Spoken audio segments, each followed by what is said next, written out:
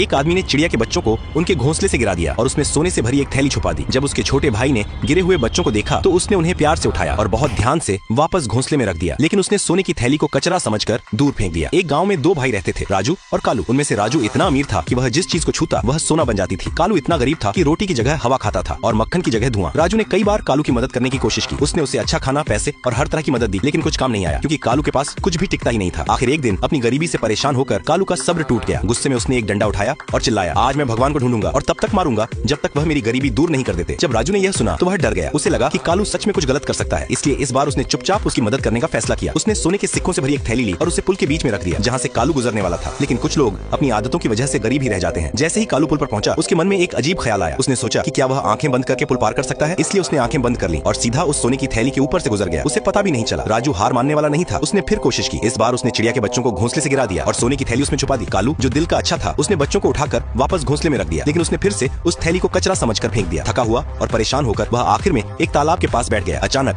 घने जंगल से एक बूढ़ी औरत सामने आई। उसने कहा, भगवान को मारने से कुछ नहीं होगा, अगर तुम्हें हिम्मत है तो 7 दिन मेरी सेवा करो, मैं तुम्हें रास्ता दिखाऊंगी। भूखा प्यासा होने के बावजूद कालू ने 7 दिन तक मेहनत की। उसने उसका घर ठीक किया, दरारें भरी और पूरी मेहनत से काम किया। 7वें दिन बूढ़ी औरत ने उसे एक तोहफा दिया। उसने उसे जादुई रोटी और बकरी का घी दिया। उसने समझाया, तुम गरीब इसलिए हो क्योंकि एक साया हमेशा तुम्हारे पीछे रहता है। फिर उसने कहा, घर जाओ, इस घी को रोटी पर लगाओ और अपने परिवार को खिलाओ। जब वह साया आए तो तुम्हारी जादुई लाठी उसे मारेगी और उसे एक गड्ढे में बंद कर देगी। जैसे ही तुम्हें लगे कि कुछ अंदर फंस गया है, उसे दोनों तरफ से बंद कर देना, वही तुम्हारी गरीबी होगी। फिर उसे नदी में फेंक देना ताकि वह कभी वापस ना आए। कालू ने ठीक वैसा ही किया जैसा उसने कहा था। जैसे ही उसने उस बंधी हुई चीज को पानी में बहाया, उसकी सालों की गरीबी खत्म हो गई। रातों रात उसकी किस्मत इतनी बदल गई कि वह गाँव का सबसे अमीर आदमी बन गया। और चैनल को सब्सक्राइब करना न भूलें।